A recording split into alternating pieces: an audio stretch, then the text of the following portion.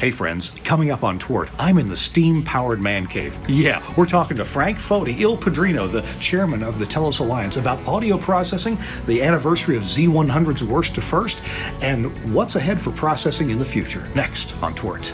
This Week in Radio Tech is brought to you by Broadcasters General Store, with outstanding service, savings, and support. Online at bgs.cc. By the Ruby console from Lavo. See Lavo in your future at lavo.com/TWiRT. By Angry Audio. Audio problems disappear when you get angry at angryaudio.com. And by the Calrec Type R console system. Type R is a brand new, modular, expandable IP-based radio system from Calrec Audio. Welcome into This Week in Radio Tech, the show where we talk about everything from the microphone to the light bulb at the top of the tower. And the guy who's been to the top of the tower in several cities is Frank Foti. Frank's our guest. We're going to get to... Hey, welcome in. Glad you're here. Well, Kirk, thank you for this opportunity to be here. And I know you guys had to juggle some things to do it at a different time today because I've got a bit of a crazy schedule, and I'm appreciative to you and your whole crew. Thank you. We're going to have a good time for the next hour as Frank's going to give us some great, not only some stories about some adventures in the past, but also he'll cover audio processing and how it relates to super high quality audio that is recognized and revered by some of the top audio specialists in the world. Not just Frank, not just my ears or your ears, but I mean the ears of some really super people. So that's coming up. Hey, I want to bring in our co-host from New York, Chris Tobin. Welcome in, Chris. How are you? I'm well. Good morning, everyone. I hope this is turning out to be a nice morning for all. I know here in the New York Metro, it's a nice sunny day, so I'm having a good time. It is a great day. And Chris, I believe you and Frank will end up having a couple words to share about New York radio, since you and Frank aren't too different in age. So maybe you were around in the early Z100 worst to first days. 1984, I remember I was working for 2 college stations as a contract engineer. Yeah, worst to first with the Agree balloon. Oh, yeah, who doesn't remember that? Actually, Chris, it was 1983. And if I may say... a little shout out and an early happy birthday to Z100 because tomorrow it's 36 years. Oh my gosh. Oh, wow. Yep. Well, that's right. 1983. Sorry. 1983 is correct. Yep. We'll talk about that. And, if you've watched the show at all, you know who I am. I'm Kirk Harnack. I work for the Telos Alliance. And so if I say something really nice about Telos products, it's because I know what they are. So yeah, there's a built-in bias. So we're going to talk about equipment, audio processing.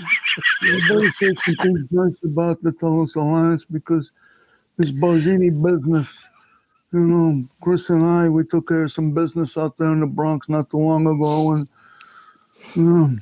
Kirk, I'm drinking more iced tea than I used to.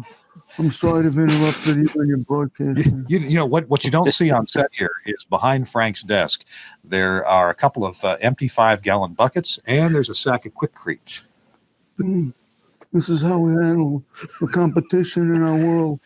It goes back to the days, the trucks, you, me, and your father, we used to take care of some of these broadcasters and up at the top of the Empire State Building. And I don't know much about bodies flying off of the 83rd floor, but we can talk about that if you wish. It was an accident. It was wet on the veranda. They slipped. That's the railing let go. It happens. That's right. This is, Oh. What time did we lose control of the show, Frank? Kirk, in 63 years, I've never had control, buddy. All right. We got a couple of sponsors that are going to talk about our show, and we'll continue with Frank Foti and Chris Tobin's here. I'm here. We're at the world headquarters of the Telos Alliance. We're actually in Frank's lab. That's where we're doing the show from. So an hour of great stuff is coming up. It's actually the steam-powered man cave. Steam-powered man cave. That's right. Hang on. We'll be back with more in just a minute. Calrec Type R is a modular, expandable IP-based radio system featuring 3 slimline panels, a fader panel, a large soft panel, and a small soft panel easily configured to give the operator full control. Layouts are saved and recalled quickly between shows. A single 2RU core with integrated I/O gets customers up and running fast, and that single core can power up to 3 independent mixing environments with no sharing of DSP resources. Available in 4 DSP packs, and as your station grows, larger packs can be added, enabling it to grow with you. Power to the surface is supplied via standard PoE switches, keeping cabling to a minimum. Type R is fully AES 67 compatible, as defined by SMPTE 2110, which means that it is also compliant with NMOS discovery and connection management specs. All these features combined make Type R the most flexible radio console you can buy. Find out more at calrec.com/TWiRT.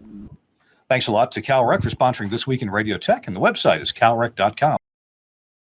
You may have heard about a certain company that's been in the broadcast equipment business for decades. And that company was Radio Systems, and they've closed their doors. The proprietor is moving on to other things. And however, a lot of folks are wondering, well, where do I get those adapters to connect, broadcast gear, XLR, whether it be analog like this, or whether it is actually AES 3, AES digital audio. Where do I get these? And the answer is they're still being made in the same factory as before. Now, these are Studio Hub compatible adapters. So these are, a lot of people call them dongles. I think the right name is adapters. But the folks at Angry Audio are now making these Studio Hub compatible adapters. So the name is gone, but the format lives on. So this is if you've wired anything in the last is that RCA? Years, yeah, it's exactly. Excellent. Yeah, I wonder who owns. I'm showing my age there. What was RCA, and the something's gone, but the name lives on. Yeah, that's right. And weren't these at one time called Canon connectors instead of XLR? Yeah, because they were originally made by the Canon Corporation. So not the camera company, right? XLR to RJ, and you know that this makes wiring your studio really fast. I use these all over the place. If you've got any of the audio over IP systems like Livewire, like Axial Livewire, you know that hooking the gear up with this will save you hours and hours and hours, and soldering and bad connections, because these have good connections. They're not only factory made, but they're molded together and then tested. This is the kind that I like, because you can put any kind of any length of patch cable you want. And also they're good for changing, like if you need to go from XLR to tip ring sleeve, or go male to male. Every once in a while you get in a weird situation. Yeah, exactly. For female to female. But some people prefer this kind where you've got those are same-sex connections, Kirk, and they're legal in Ohio. There's the other kind that already has the RJ45 male connector on it, and then whatever you want on the other end, XLRs, 1/4-inch RCAs, a bare wire if you need to solder it into something. So these are still available. They're available now through angryaudio.com. So if you go to the website angryaudio.com, Angry Audio makes a lot of widgets and gizmos to help make your studio builds easier. And now you can get Studio Hub compatible adapters from angryaudio.com. They've got a lot of them in stock right now, ready to ship, and more are on the way. So not much of an interruption in the availability of that. Thanks a lot, Angry Audio, angryaudio.com, for sponsoring This Week in Radio Tech. Alrighty, Chris, we're here with Frank Foti, and Frank is always ready with a story, and we're going to get to the high-end audio stuff in a few minutes. But Frank, you said that the anniversary, or the birthday of Z100 is coming up. Yeah, it's August the 2nd. 6:08 a.m. The radio station. 6:08 a.m. That's what Chris said. At 6 a.m. That is correct. And the bottom line was the company that I worked for at the time, which was Cleveland-based, Malrite Broadcasting, had purchased WVNJ, and basically all they really did was they purchased the construction permit, which allowed the movement of the transmitter from West Orange, New Jersey. It was at the same site as WFME. To the Empire State Building. And the crazy thing was we were supposed to go on from Empire on the 2nd, but due to we'll just say a mishap getting the combiner finalized, we had the first 2 days were actually from what Scott Shannon called the pea shooter transmitter in West Orange. And then it was actually on what would have been Thursday, August the 4th, when the quote unquote the flamethrower went on the air. Okay. But yeah, the radio station launched at 6 a.m. on August the 2nd. And here's a fun little story most people don't realize, that before Scott came on, we were having to try to, and by the way, I need to give a shout out to a good friend of mine, Joe Knapp, who I was working with at the time at Mallrite, and Jerry Westerberg. We were the three, let's say the three stooges, if you will, that in a short order of time got all that put together. And in essence, because we had to, at the last minute, meaning only with like an hour to spare, to get West Orange on the air, somebody had to be spitting audio. So technically, the first person on Z100 was me. And I remember Scott came in that morning getting ready to do the first show, and he's like, "Franco, we ain't playing the Kinks at 4:30 in the morning," because the Kinks, I'm a big Kinks fan, Who fan as well, and Mr. Springsteen.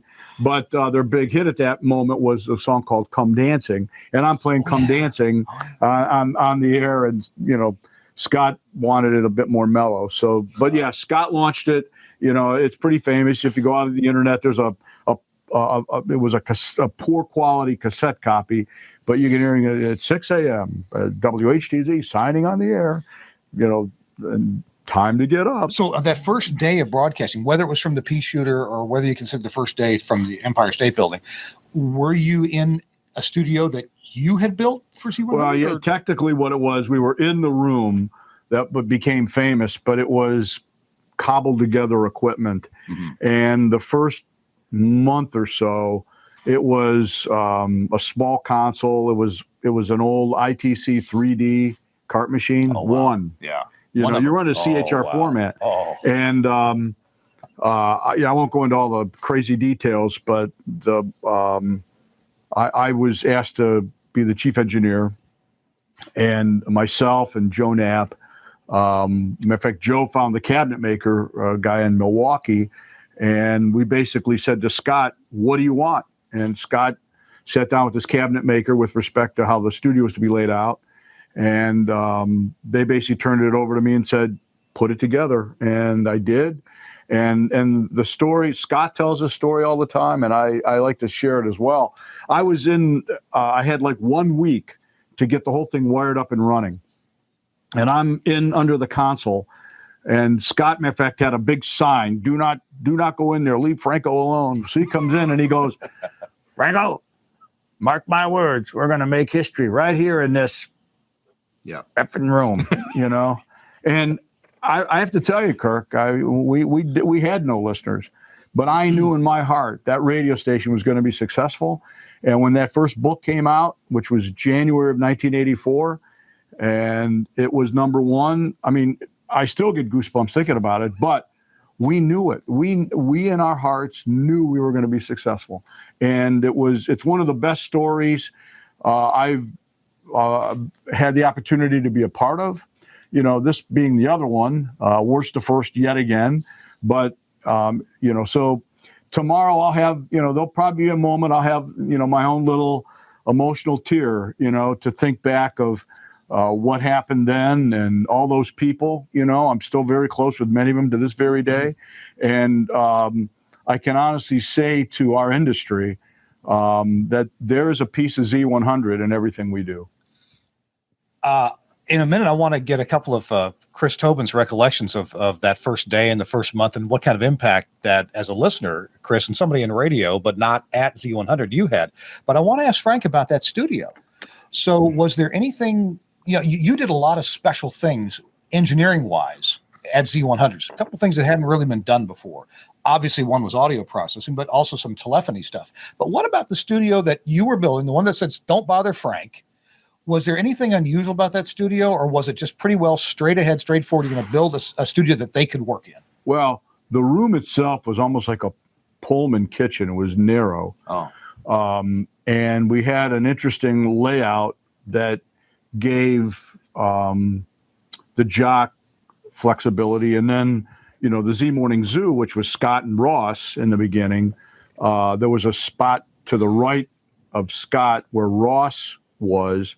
So we had to do a few things so that Ross had the ability to do his thing. And then at the other end of the counter was where Claire Stevens and John Bell or J.R. Nelson would be. And every now and then Anita Benita, who was the producer. And if ever there was anyone who knew more about finding information or prepping things, it was Anita. Matter of fact, she works at CBS AM now doing news. But in any case, for a small room, the things that group accomplished was nothing short of a miracle. And basically, once we got it the way they wanted it and doing the things that it needed to be done, because Scott, to his credit, he liked everything very simple. Like he wanted to hit one button that answered the phone and got the tape machine rolling for recording calls.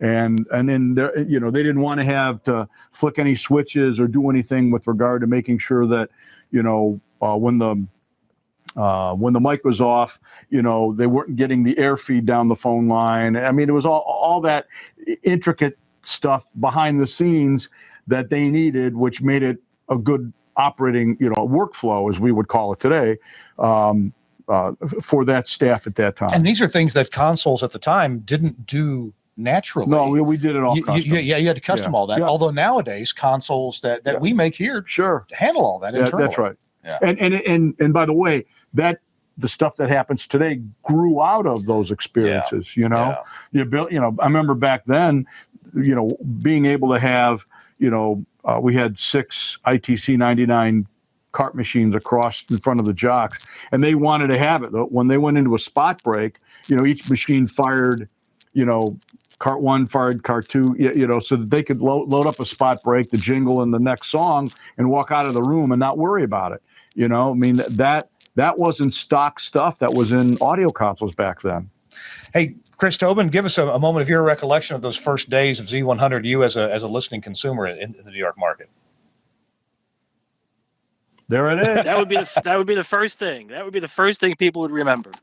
Well, I can tell you that when we heard about WVNJ switching formats and ownership change and whatnot, everyone in the market was definitely all ears. And it was different because back then, I think, if I remember correctly, 97.1 WYNY was the top dog, the the AC station in the market, because you could find them on every grocery bag back in the day.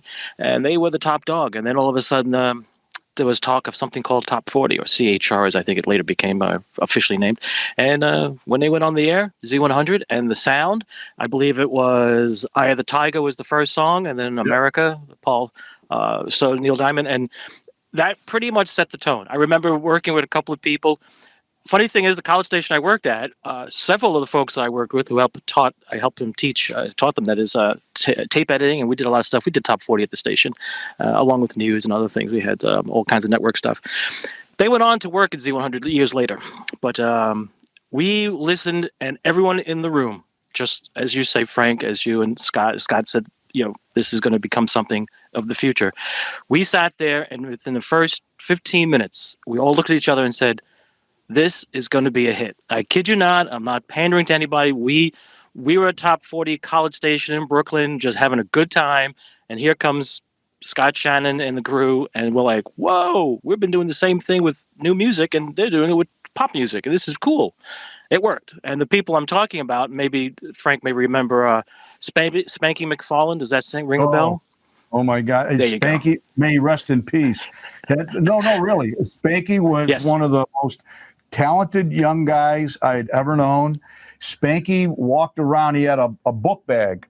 And in his book bag, he had air checks of all the great disc jockeys for decades. And this kid, when he hit the radio, I'm getting goosebumps now because unfortunately he passed away from pneumonia years later. But this kid was electrifying on the radio. And had he not become ill and lost his battle with pneumonia, he'd have gone on to have been a major disc jockey in New York or wherever he wanted. I think you've got some audio to play here. I think this will be fun for everybody. I'm gonna hold the mic up. A very technical thing, a very technical move. Watch this.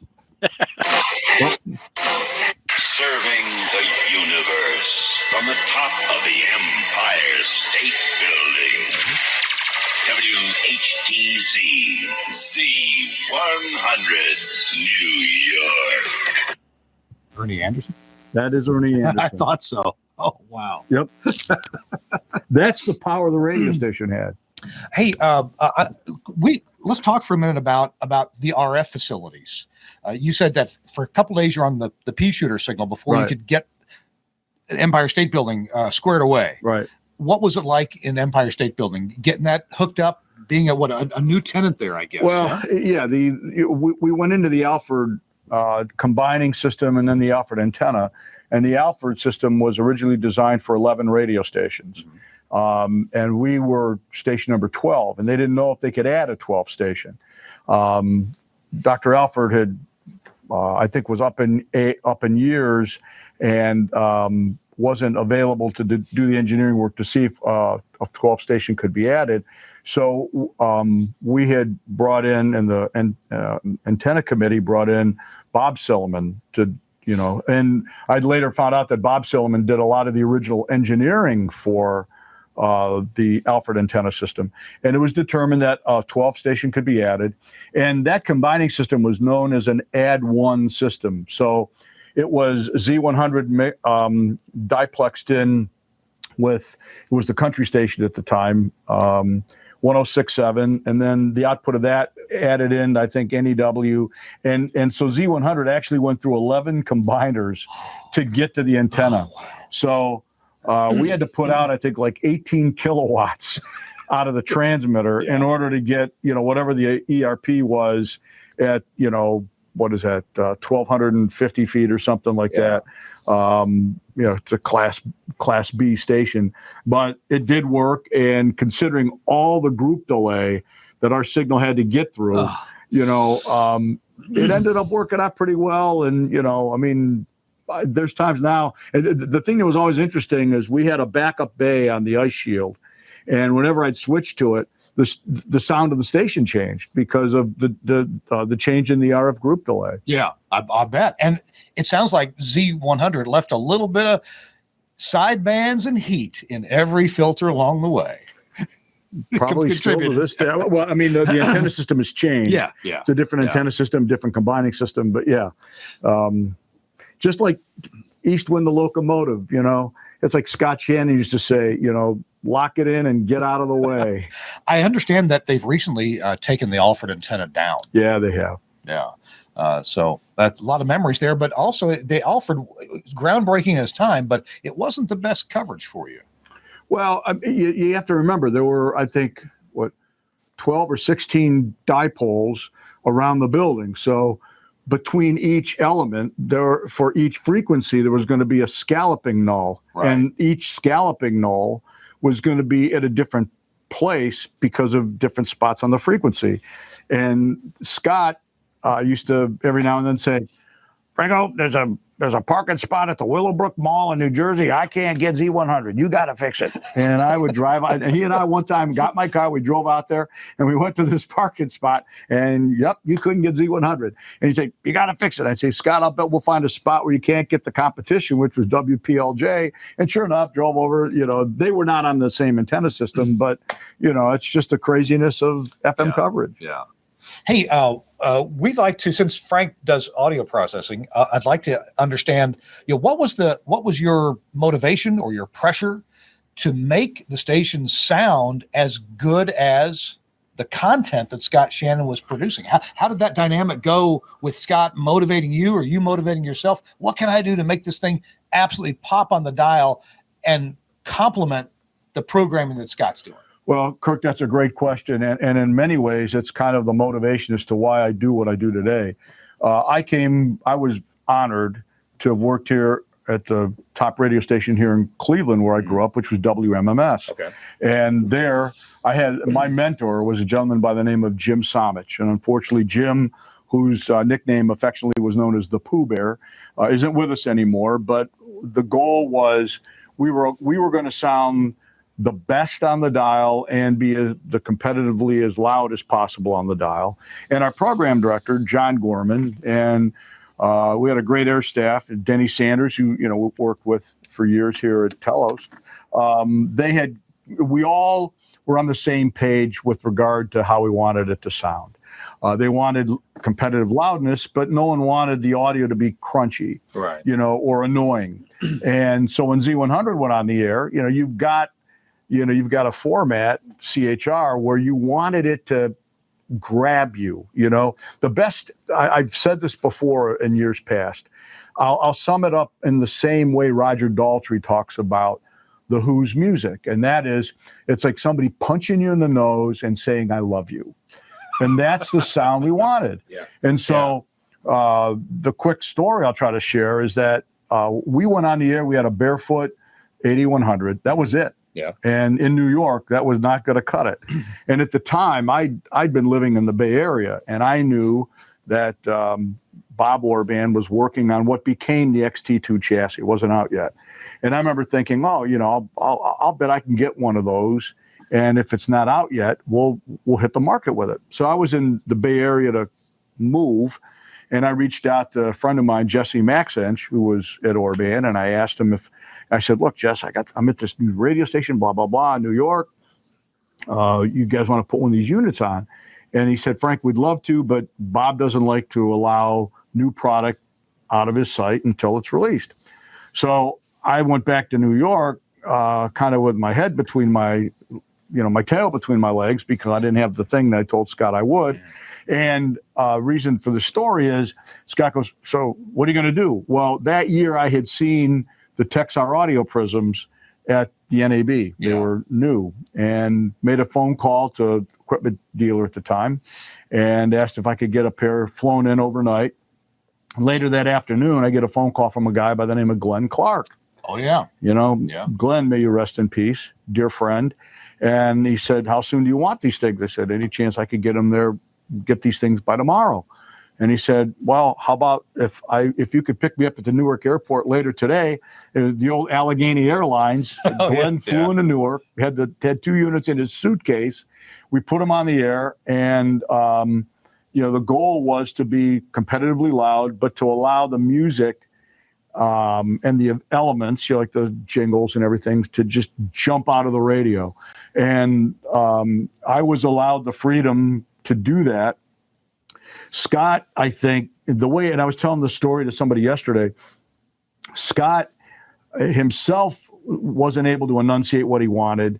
So what he would do is his radio buddies would come into New York on the weekends and do air shifts under fictitious names. And then they'd stay at his house, and he'd go, Scott, I don't know what you guys are doing for processing, but man, the station sounds, effing great. So Scott would come in and Franco, whatever you're doing on the audio processing, leave it alone. So that's what we did. The goal was to be loud and proud, but to allow but to have a different sound.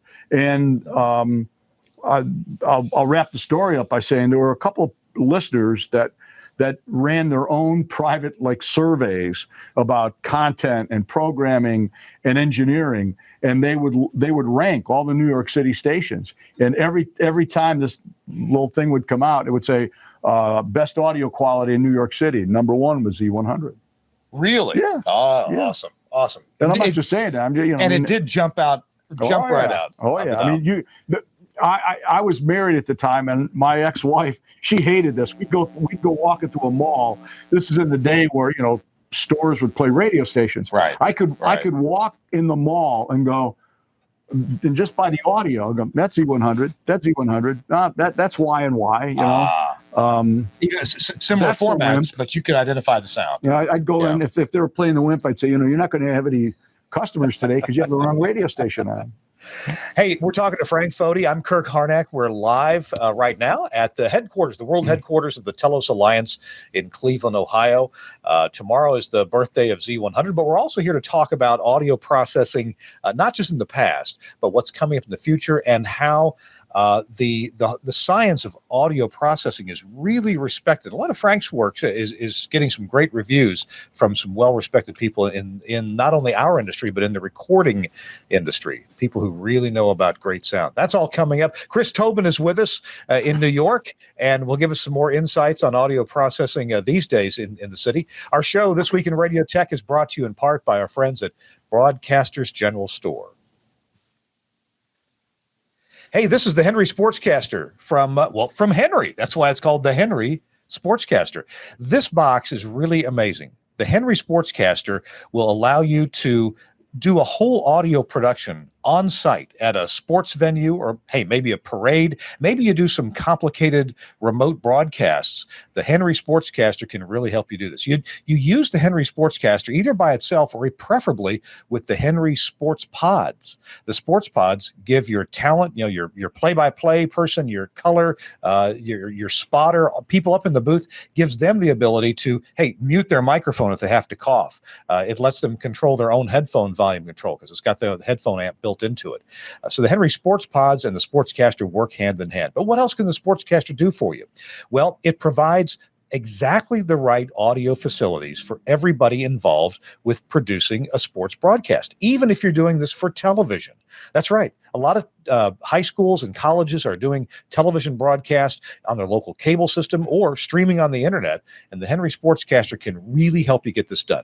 You've got a position for the producer. The producer can talk to the talent, can talk to the cameras, can talk to the field reporter, for example.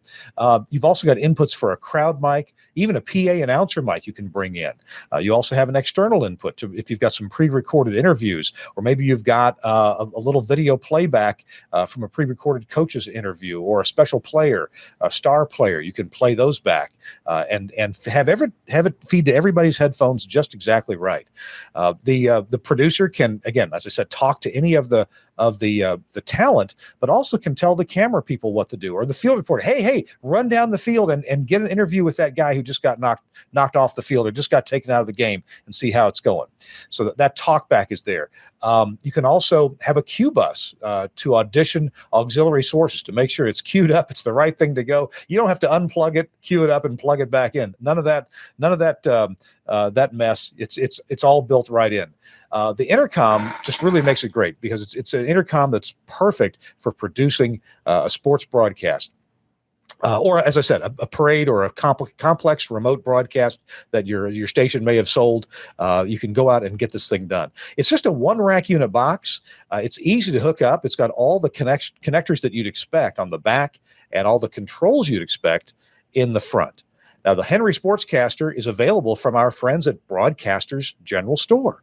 They know all about it, and they either have them in stock or can get them right away. These are off the shelf and ready to go.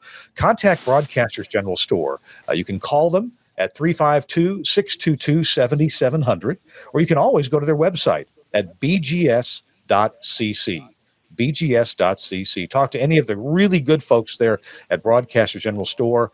My favorite place to go and buy broadcast gear, because they've treated me right for, I think, 30 years I've been buying from Broadcasters General Store. So check them out. Thanks a lot, BGS, and Henry for the Henry Sportscaster for sponsoring This Week in Radio Tech. Now, speaking of live productions, and I don't know that you use a Henry Sportscaster, but Frank, you're heavily involved with your favorite high school team. Yeah, it's funny you mentioned that. Yes, I am. Being from the Cleveland area, I graduated from a high school, Wycliffe Senior High School here in Northeast Ohio, and myself and a fellow classmate, Mark Tennant, we webcast the home football games for the Wycliffe Blue Devils, and we've been doing it now, coming up I think on about 15 years. And it's been last couple of years, the Blue Devils have made the playoffs. Matter of fact, the Blue Devils have had better records than the Browns, but we'll see about this year. But no, the Blue Devils are looking already. I was talking with the head coach a couple weeks ago, and we're excited about this coming year. And I have to tell you, when it comes to football, I love high school football first, then college football with the Ohio State Buckeyes. By the way, there's a college north of Toledo that illegally uses the Wycliffe Blue Devil colors. Yeah. They like to say that they have maize and blue. So my class action lawsuit is going to get that college a brand new color, clear. And they've taken the Wycliffe Blue Devil W and turned it upside down. And, what infringement. I know. What are you going to do? We're going to bring in Don Corleone. You've got connections. Hey, let's talk for just another minute about New York audio processing.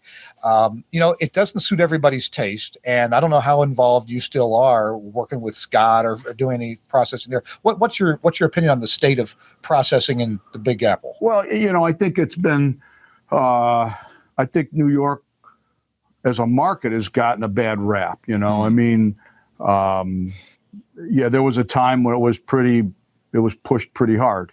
I will say that, last few times I've been in New York and listened to the market for professional reasons, it sounded quite good. I think it might just be a societal thing of like, well, it's New York, we got, everything's tough in New York. Well, it is the number one market in the United States, and if not probably the top market in the world. In my international travels, I've had people where I've been to major broadcast facilities in London, Paris, Italy, and, the bumper stickers or the calendars that were up on the walls in those radio stations were from New York City stations, be it Z100 or WNEW or, stations of that matter. So, when you're on the top, it's always easy to have somebody take a swipe at you. But, to the comrades and the colleagues in New York City, I think they're doing a pretty good job, and with respect to, the radio and broadcast engineering and with regard to audio processing. Chris Tobin has a little bit a different challenge because he's playing jazz music there at BGO, right, Chris? Yeah, we're full-time jazz, but my approach is, well, let's just say more along the lines of a very make sure you can hear the music while the top is down in the car on the turnpike. So I will say I'm not taking a traditional approach to the audio processing, and I know a lot of folks who enjoy the way it sounds. But I will credit that credit has to go back to the early days of Z100 when we were on the market, were introduced to something different, which was competitive audio and what it meant to sound a certain way and create a signature. And that's where things have gone. But the New York market has always been a challenge, and it's been a positive challenge for many.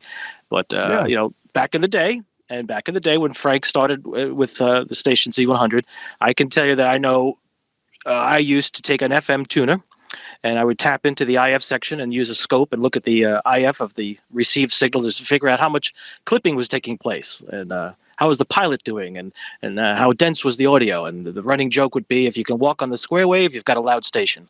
And that was back in the 80s.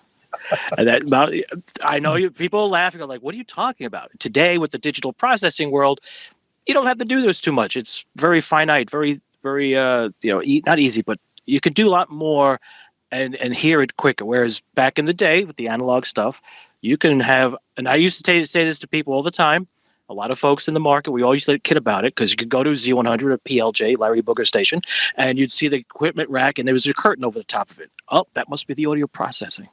And the running joke would be, look, I could have an 8100, 2 Texas, an XT2 chassis. I guarantee it will not sound like you're doing it because I have a different exciter at my transmitter, different antenna connection, different transmitter, different path, STL link. Maybe I'm using the old analog phone lines, the equalized lines where you had a lot of roll-off that made it really cool to be able to do certain EQ settings because you didn't have to worry about spurious audio peaks because it was already done for you on the phone line.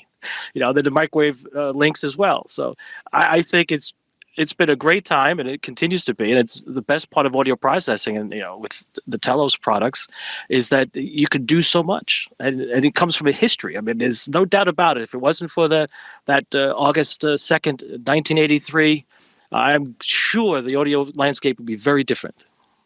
I think you're right, Chris. I think you're right. I'm serious. No, and I appreciate it. Thank you for saying that, by the way. And the one thing, and then Kirk, this may tie into wanting to talk about where things are at today, is that one of the things that we've been able to do is, and this came about 10 years ago, because again we were getting to a point with processing where it was getting pretty packed up. We were pushing it, competitors were pushing it, and markets were getting real tight sounding. And I'll never forget this. It was Omnia was becoming 10 years old. And Paul McLean of Radio World asked me in an interview, he said, well, so what's next? It's all packed up. I don't know if you can do anything about it. And I said, well, Chris, I'll be honest with you. I mean, as I listened to it, I think, we've probably contributed. We've probably fed the monster, if you will. So the goal now has to be, how do you maintain the competitive level, loudness? I'm not trying to be politically correct, but we got to dial back, not the processing, but we need to bring quality back into it. So I embarked on a few years of study and realized that the problem, so to speak, was that the dynamic sections, be the compressors and limiters, and the final section, the clipping system, was generating just huge amounts of intermod. Yeah. And being able to get our arms around that took a lot of work. And the conventional methods that had been used up to that time didn't, it's almost like it was like the water balloon, you'd get one part working and then something else would break. Yeah. So it took some fresh thinking that where we were able to take that step forward. And I guess in a way I'm humbled because I made some breakthroughs, and then I shared some of those with my colleague at the time, Corny. But also, in fairness, a couple other colleagues who've done some good work in the same area too, Leif Clayson and Hans von Sutphen. We've all kind of tackled the intermod issue in different ways. And what we're able to do today is and this is why, I see people in some of these dialogues on blogs or the internet saying, hypercompression is a bad thing. And I'm not saying that to promote hypercompression, but if you want to generate a competitively loud sound today, you can do it without the penalties that we've had in the past. And, there's to go into the lingo as to how that is, you'd probably have a bunch of people clicking off because there's a fair amount of, there's some science and math behind it, but there's also some creative thinking behind it as well. Moving into this era of processing, my first job with Telos was I put an Omnia FM or an Omnia FM Hot processor under my arm, and I went out to hundreds of radio stations, and we demoed as many stations that would let us. And then you came along with the Omnia 6, and finally we moved to the Omnia 11. But I always heard a processed sound, and I always thought you referred to a contribution by Cornelius Gould when he came out with the G-Force engine inside there. That resonated with me. My brain liked the way that it made the music sound. And I guess that's what the collaboration was about. Corny's ideas in making things musical. Actually, in fairness, we associated a lot of G-Force with Corny because there were a number of his algorithms that were in that. But some of the basis of that came from the work that I did on the clipping system. And what I had done, Corny and I were, in a way, we did a lot of collaborating. And I've joked and said that we should probably do our own rock album cover in the way that Bruce Springsteen and Clarence Clemens had it on Born to Run. It should be Corny and I in a dark alley somewhere. But Corny and I would sit and shoot the breeze like you and I are, and I would say, Corny, I did the following things, and I was able to dial back or pull out intermod distortion. I'll bet there's quotients of this that if we put it into the dynamic sections, you might be able to get some benefit. And he would, I would share the design file with him, and then and Corny, being somebody who always let a lot of things run in the background, he'd usually come back a few weeks later and go, "Hey, remember that thing you were talking about? Yeah. Well, I put it into the limiters. What? Listen to what it's doing now." And it's almost like, you'd see bar graph activity, but you didn't hear the bar graph activity. Yeah. And then he, to his credit, he put that into the AGCs, and he's like, "Wow, look, I'm able to raise the RMS level, but you don't hear the action of the RMS level." So the G-Force basically was the ability of tying all of these things in together. It's not like they're all talking to each other, but the concepts that were developed here and shared among ourselves, he factored it into it. And we called it G-Force because it's a play on his last name, Gould. And since the bulk of the, processing architecture was a lot of things that he worked on, the AGCs, the limiters, and then getting all of that tied in together with the final limiter, which was my piece, We called it G-Force. It has a cool name, and it's worked really well. And I have to say that it's been astonishing, just the feedback that people have had. Much the same as you just said. The first time that I heard G-Force, and I was so accustomed to hearing FM processing, and the way that one of the innovations you came up with had to do with where the pre-emphasis was in the process. That goes all the way back to the Vigilante. Yeah, that goes way back. And I wish we had more time, but I want to just mention that and skip past it. That innovation did a lot for the openness of the high end. Yes, it did. Of the sound. It didn't sound all densed up and packed up. A cymbal sounded like a cymbal, not like pebbles on a trash can lid. Right. That's right. So when I first heard G-Force, my brain, here's what I listened to a song that I was really familiar with and that I loved. I think it was something by Fleetwood Mac.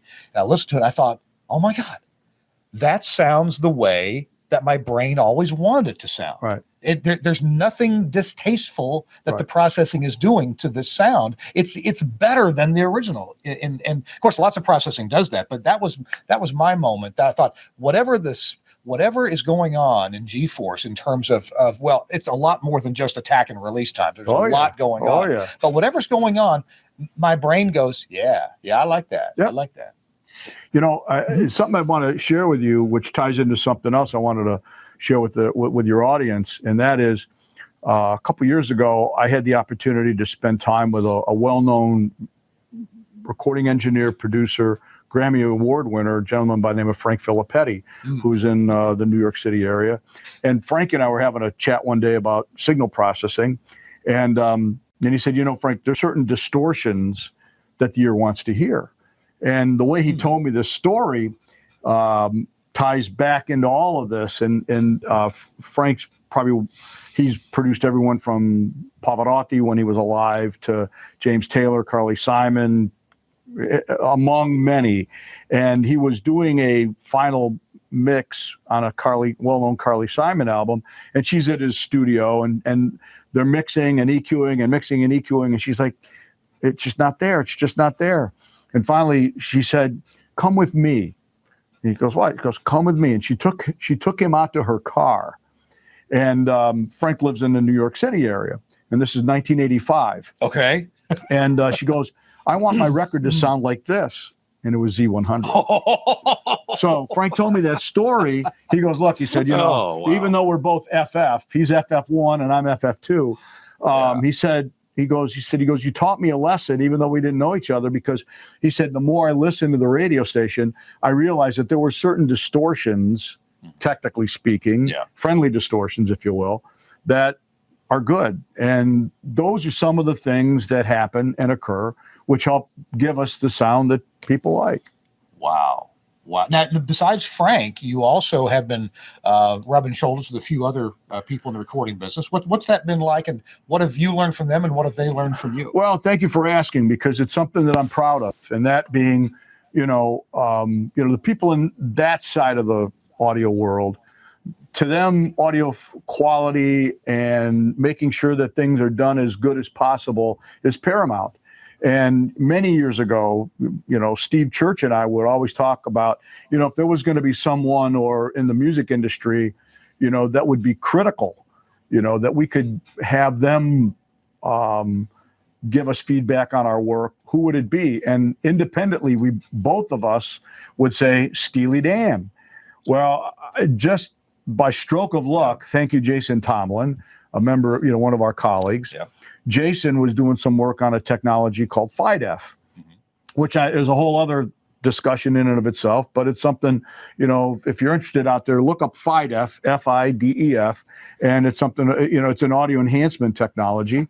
And Jason began working with Gary Katz. Well, Gary Katz is the legendary producer of Steely Dan. Right. So through Jason, I got to know Gary, and Gary's had a chance to hear our stuff. He's like, for what you guys do in broadcasting, this is the best I've ever heard. And I was sharing with Gary some other work that we'd been working on. And I said, Gary, I could, aside from yourself, I could use some critical feedback, somebody to blow holes into what we're doing. He goes, I can do that. I can help you find it, get those people. So through Gary, that's how I was put in touch with Frank Foti. And couple years ago, Gary and I went over to London, where we spent time at Abbey Road, where our audience was Hugh Padgham, and Hugh was the engineer, producer for everyone from XTC to Peter Gabriel, Phil Collins, Genesis, The Police, Andrew Sheps, Adele, Red Hot Chili Peppers. And then, when Giles Martin walks into the room, his dad did, what was that band? John, Paul, George, and Ringo, the Beatles. I can tell you with, and I'm humbled by this. Every one of them were very complimentary of our efforts, be it signal processing. We were doing some things where we were trying to do some testing with FIDEF with signal processing and some other things that we've been working on. And that, made me feel like, wow. I mean, and by the way, this isn't like this was the first time this fraternity was being made aware of broadcast audio processing. They knew who the other players were, and they knew them by name. They said, your stuff is head and shoulders above the rest. Wow, what a compliment! So you got to figure, if the guy that did the records for Steely Dan or the Police or is now doing this remastering stuff for the Beatles is kind of giving you the thumbs up. I guess our efforts are doing okay. And how many of us as broadcast engineers have our favorite Steely Dan songs that we use as reference to set up processing? I do that to this day. Yeah, exactly. Hey, we got we could spend hours here. We got a stop at the top of the hour here. It's Kirk Harnack. Chris Tobin is along with us too, listening patiently in Newark. Hey, Chris, you still there, buddy?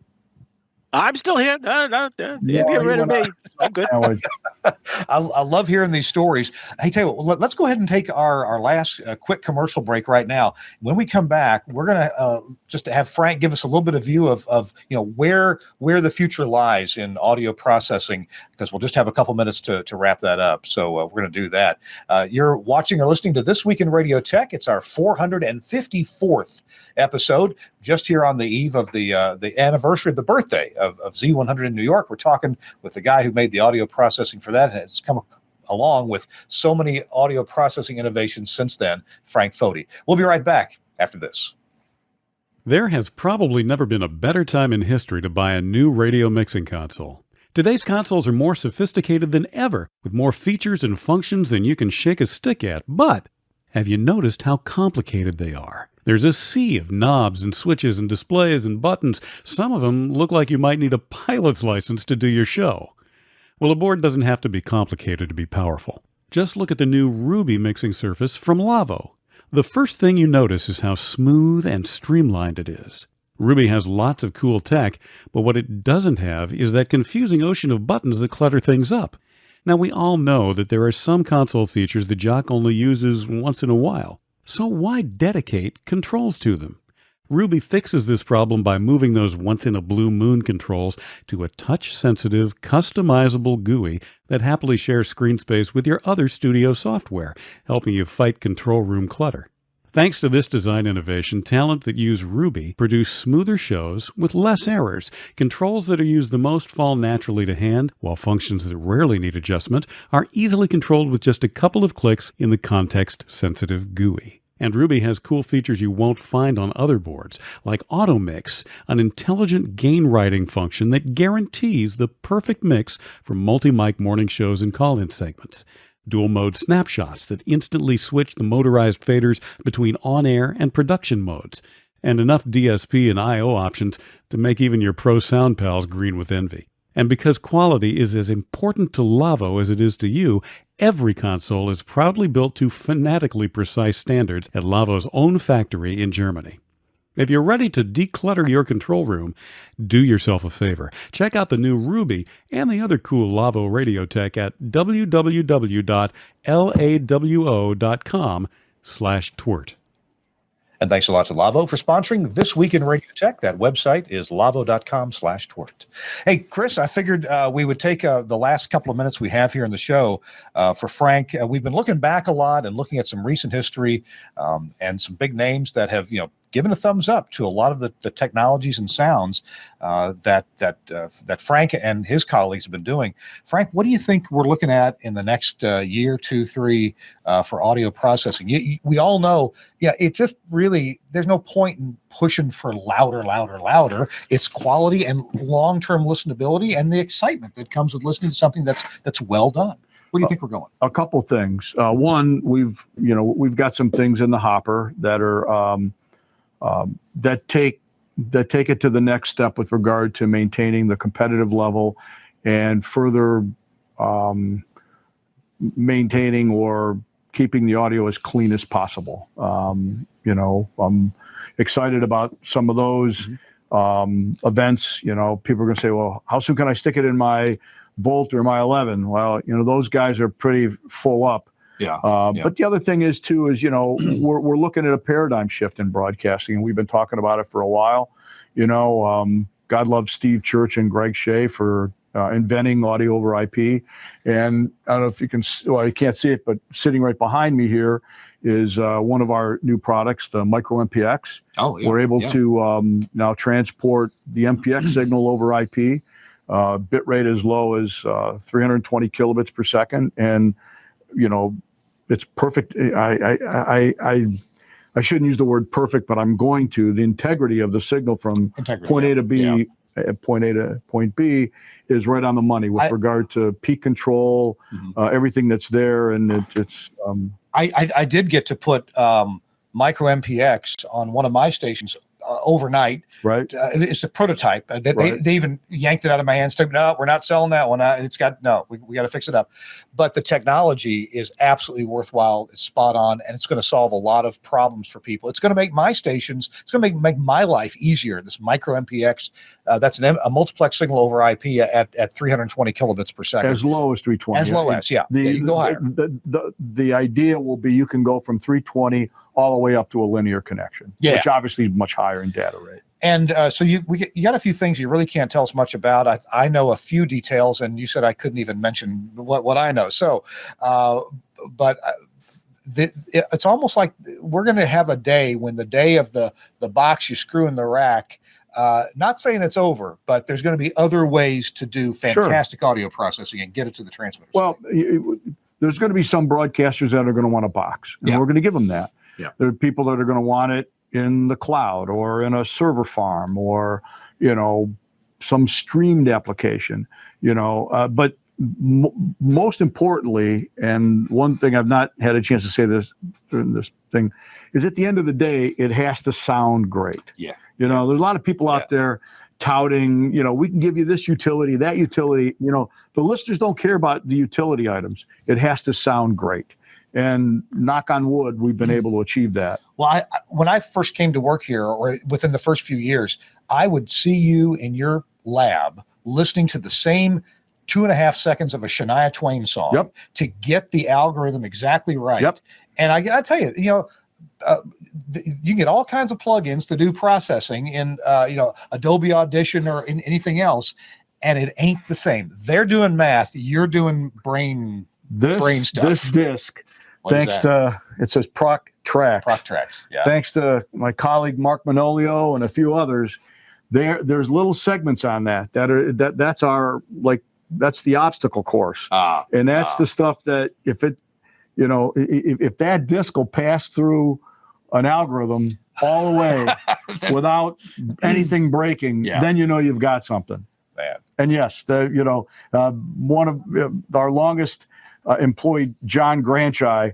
John can never, ever listen to Don't Back Down by Tom Petty ever again. And it's my fault. It's your fault. Hey, we got to go. Chris, thanks for standing by and giving us your impressions there in New York City. Any quick last words, Chris? No. I mean, everything I understand and know and enjoy about the audio and broadcasting is definitely attributed to Frank and all the work he did back in the early 80s. I kid you not. And many of us here in the New York market, a lot of our talents come from learning, understanding, and saying, how do we push the envelope? And that's a credit to both Frank and what he's done with the company, Chris. To tell us. Oh, yeah. Don't worry. That's right. Pepe's already taking care of the dinner. Mover. All right, we got to get out of here. Okay, Frank, thank you so much for being with us. It's been a oh yeah, we could talk about this all day, and I wish we had the time. Hey, thanks a lot, and thank you to everybody in your organization for allowing this to happen. Well, we got Andrew Zarian to thank, and he's up next on the live feed. Also, we have Suncast, our producer, to thank. He does a great job, and thank you, Suncast, for waking up early. And doesn't he make potato chips? Yeah. Those chips? Orange juice, or I don't know. Orange soda.